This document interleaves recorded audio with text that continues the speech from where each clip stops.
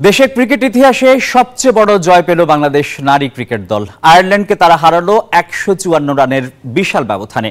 মিরপুরে আগে ব্যাট করে 4 উইকেটে 252 রান স্কোরবোর্ডে তোলে বাংলাদেশ। জবাব দিতে নেমে টাইগ্রেস বোলারদের দাপটে মাত্র 98 রানে অল আউট হয় আইরিশ নারীরা। নতুন এক ইতিহাস গড়ল বাংলাদেশ। ব্যাটে বলে ঝলসে উঠে আইরিশদের রীতিমতো উড়িয়ে দিল জ্যোতির দল। দীর্ঘদিন পর দলে ফিরে ব্যাটের ঝলক দেখালেন সুপ্তা।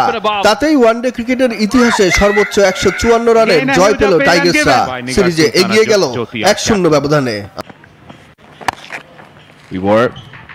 মিরপুরে টস জিতে ব্যাটিং এ নেমে দারুণ শুরু এনে দেন দুই ওপেনার ফারজানা হক ও মুর্শিদা খাতুন। দলীয় 59 রানে মুর্শিদা 38 রান করে প্যাভিলিয়নের পথ ধরেন। তবে শারমিন সুপ্তার সাথে 104 রানের জুটি করে 61 রানে মাঠ ছাড়েন ফারজানা হক। আরেক প্রান্তে দুর্দান্ত ব্যাট করা সুপ্তা সেঞ্চুরি মিস করেন মাত্র 4 রানের জন্য। জ্যোতির 18 আর সুবানা মুস্তানির অপরাজিত 5 রানে 4 উইকেটে ইতিহাসের সর্বোচ্চ 252 রান স্কোরবোর্ডে তোলে বাংলাদেশ। জবাব দিতে নেমে টাইগার্স বোলারদের সামনে ক্রিজে দাঁড়াতেই পারেননি আইরিশ ব্যাটাররা। ওপেনার সারা ফারবিসের 25, ডিলেনির 22 আর পেন্টার গাস্টের 19 ছাড়া বাকি কোনো ব্যাটারি ছুঁতে পারেনি 2 অঙ্কের ঘর। ফলে 98 রানে অল আউট হয় সফরকারীরা।